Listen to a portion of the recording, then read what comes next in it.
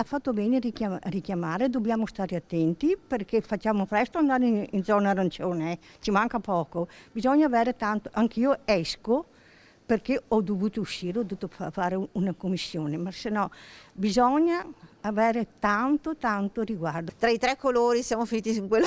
Migliore tutto sommato. Quindi lei è contenta insomma di Asenzano? Certo. Mi dispiace perché mio figlio che abita a Desenzano e quindi lo vedrò a Natale se va bene. Io pensavo ci mettessero il lockdown tutti quanti, Da cosa avevi pensato a questa cosa? dalle chiusure varie dei locali, e delle palestre, eccetera. E senti, il governatore Zaia però ha comunque richiamato all'ordine i veneti perché il passaggio da giallo a arancio è un attimo. Certo, infatti speriamo che tutti seguano le indicazioni che ci sono state date. Quando vado ai supermercati o ai negozi purtroppo vedo ancora tantissima gente che deve essere richiamata dai commessi perché non si disinfettano le mani o non stanno alla debita distanza.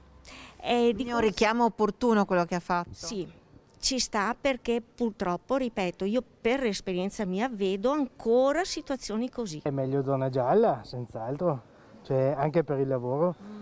Quindi io faccio l'autista, guido gli autobus e ho appena letto anche un messaggio dell'azienda che da lunedì probabilmente non ci sarà più il mio servizio.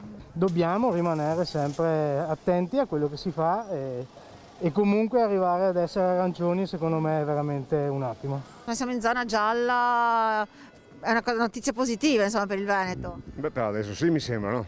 Per adesso ha Per detto. adesso, speriamo bene.